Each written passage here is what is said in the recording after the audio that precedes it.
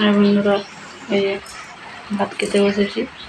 এই যে ভাত আছে, ভেন্ডি আলু ভাজা, আর শাক ভাজা, আর এই যে কুঁদরি আলু পোস্ত, আর ডাল, এই যে পনির আলু, আর পটল দিয়ে একটু তরকারি করেছি।